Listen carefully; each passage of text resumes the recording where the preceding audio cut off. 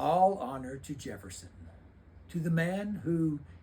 in the concrete struggle for national independence by a single people,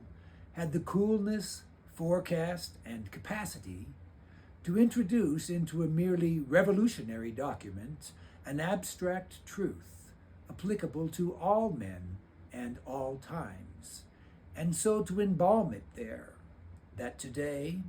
and in all coming days it shall be a rebuke and a stumbling block to the very harbingers of reappearing tyranny and oppression.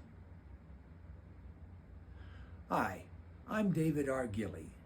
The words that you just heard were penned by Abraham Lincoln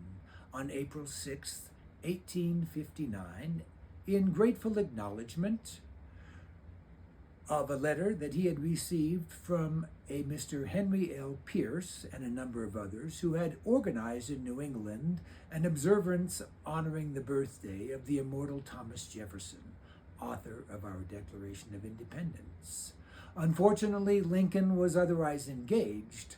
but his letter serves as a lasting and beautiful civics lesson, a lesson in American civics to you and me who would be Americans today. I might add that almost anything that Lincoln wrote or said in a serious vein proves such an invaluable civics lesson.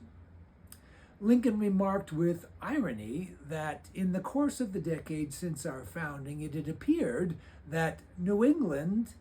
and the South, particularly Virginia, had seemed to trade places. He used the comical metaphor of two very drunken men fighting it out in the streets, and in the process,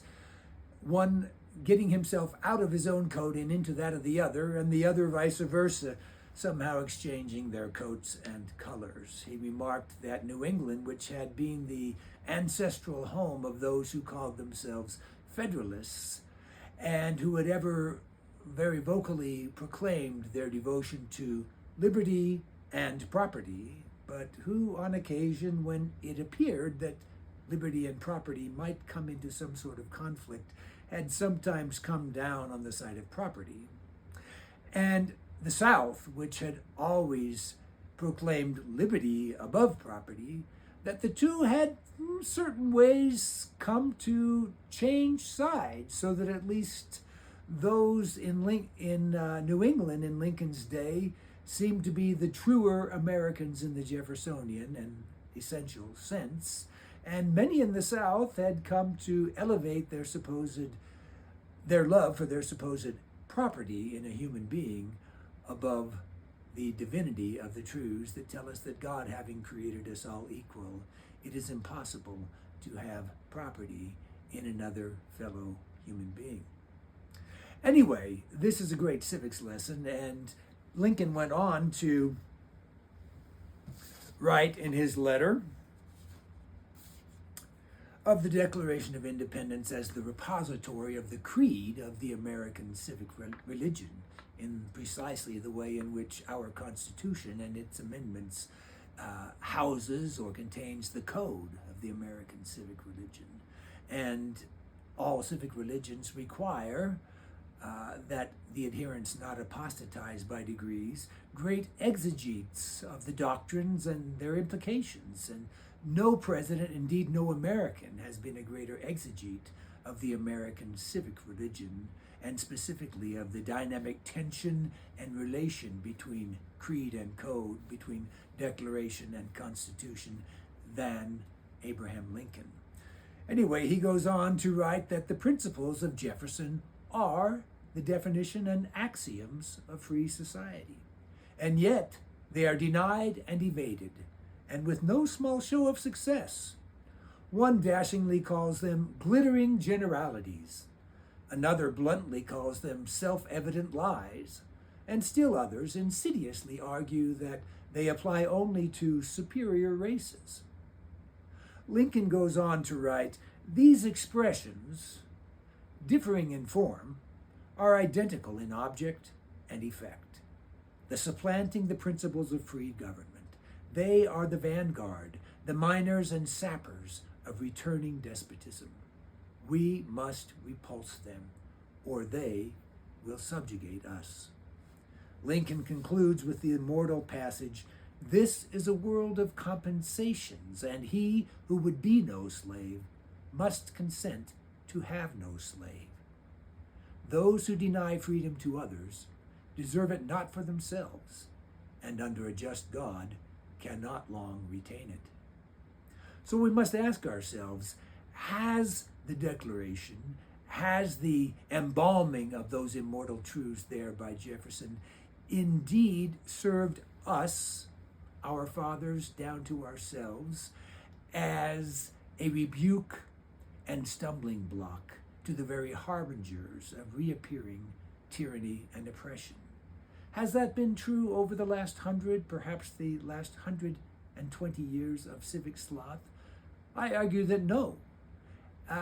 When the Federal Reserve reared its ugly head, when the New Deal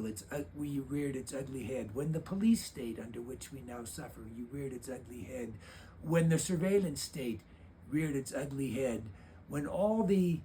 unfreedom under which we suffer today, all the perfidy of most of our public servants ignoring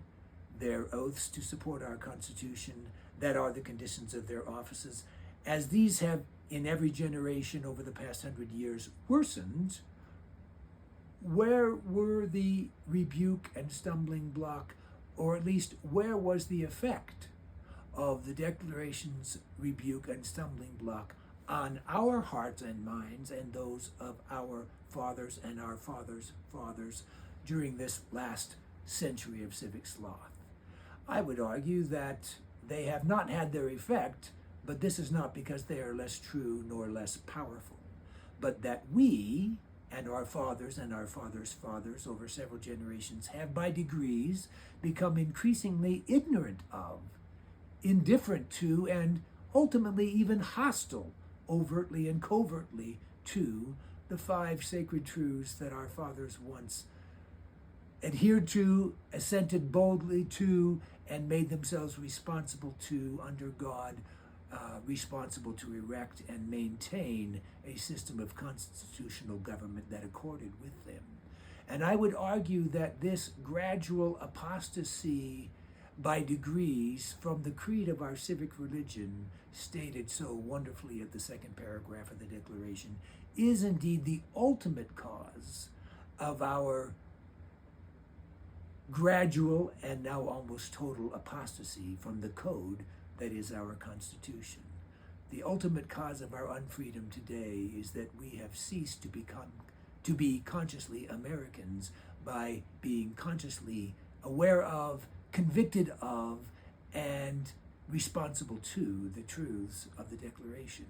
So we in the Constitution Party are inaugurating this year what some are calling a Founders Challenge. And in honor of that challenge, and perhaps to help kick it off, I will now recite the Declaration of Independence.